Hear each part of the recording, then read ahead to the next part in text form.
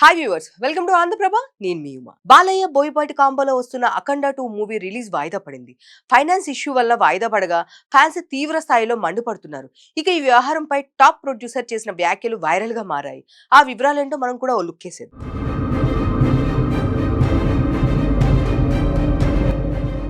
నందమూరి బాలకృష్ణ నటించిన అఖండ 2 movie release వాయిదా పడిన సంగతి తెలిసిందే.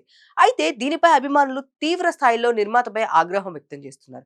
దీనికి కారణం ఈ మూవీని ఫైనాన్స్ ఇబ్బందుల కారణంగా చివరి నిమిషంలో వాయిదా వేయడమే.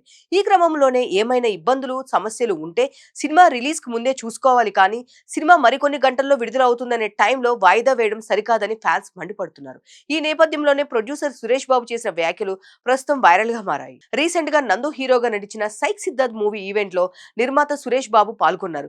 ఈ మూవీని హీరో రాణా దగ్గుపాటి, నందునెస్ కీప్ రోలింగ్ పిక్చర్స్ బ్యానర్ పై శ్రీ నందు, శ్యామ్ సుందర్ రెడ్డి సంయుక్తంగా నిర్మిస్తున్నారు. ఈ నెల 12న ప్రేక్షకుల ముందు రాబోతుంది. ఈ నేపథ్యంలో తాజాగా ఒక సాంగ్ ని రిలీజ్ చేశారు.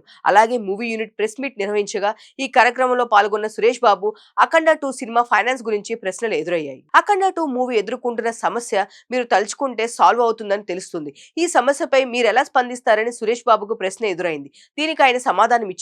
ఇవన్నీ ఎందుకు మాట్లాడుతున్నారన్న ఆయన ఇవన్నీ అనవసరమైన చర్చలని కొట్టిపారేశారు. అనుకోకుండా ఈ మూవీకి సంబంధించిన బిజినెస్ పార్ట్ మొత్తం బయటకు వచ్చిందన్నారు. అయితే త్వరలోనే ఈ సమస్యకు పరిష్కారం దొరుకుతుందని, మూవీ రిలీజ్ అవుతుందని ఆశాభావం వ్యక్తం చేశారు. కాగా ఇలా అఖండ 2 సినిమా ఫైనాన్స్ ఇష్యూ గురించి సురేష్ బాబు చేసిన వ్యాఖ్యలు బాలయ్య ఫ్యాన్స్ కు కాస్త సంతోషాన్ని కలిగించాయి. త్వరలోనే సినిమా విడుదల కాబోతుందని చెప్పడంతో అభిమానులు ఆనందపడుతున్నారు. ఈ నెల 5న పాన్ ఇండియా స్థాయిలో అఖండ 2 సినిమా విడుదల కావాల్సి ఉండగా 4వ తేదీ రాత్రి ఈ సినిమా వాయిదా పడిందని నిర్మాతలు అధికారికంగా ప్రకటించారు. దీంతో అభిమానులు చిత్ర నిర్మాతలపై ఆగ్రహం వ్యక్తం చేస్తున్న సంగతి తెలిసింది.